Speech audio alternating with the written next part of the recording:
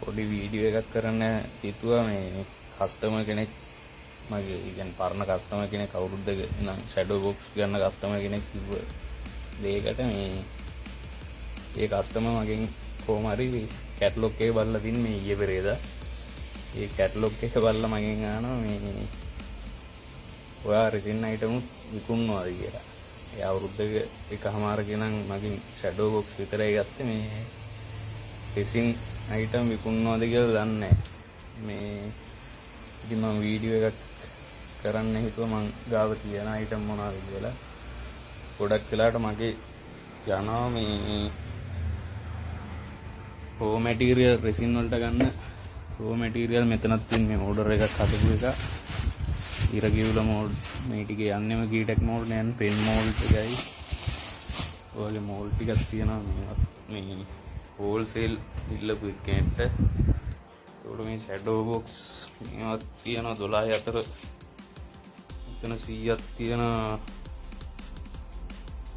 ඒවත් තොග හදපුවා තමයි.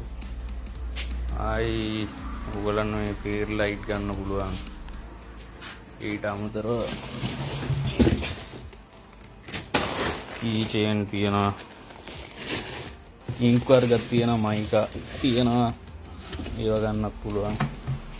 ඊට අමතරව ඔයාට මොනවා හරි ලේසර් කරගන්න ඕන නම් ඒව අපෙන් කරගන්නත් පුළුවන්.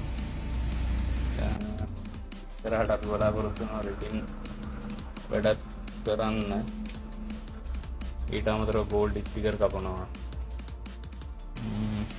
මේ ලේසර් කට් කරලා මොනවා හරි ඔයගොල්ලෝ රෙසින් අයිටම් වලට හදා ගන්නවා නම් මේ අපිට කතා කරන්න.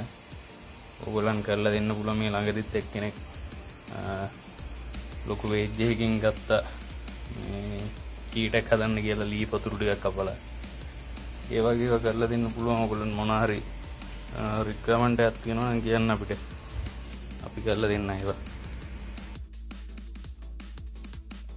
මේ ඉතින් මාර කලින් කිව්ව ලී පතුරු මේ වගේ ලී පතුරු හරි ඔයගොල්ලන්ට මොකක් හරි ඩිසයින් එකකට කපලා හරි මොකක් හරි වගේ අයිඩියා එකකට අපිට කපලා දෙන්න පුළුවන්. මේක පයින් වුඩ් මැටීරියල් එකෙන් තමයි කපලා තියෙන්නේ. ඊට අමතරව අපි ෂැඩෝ බොක්ස් හදනවා.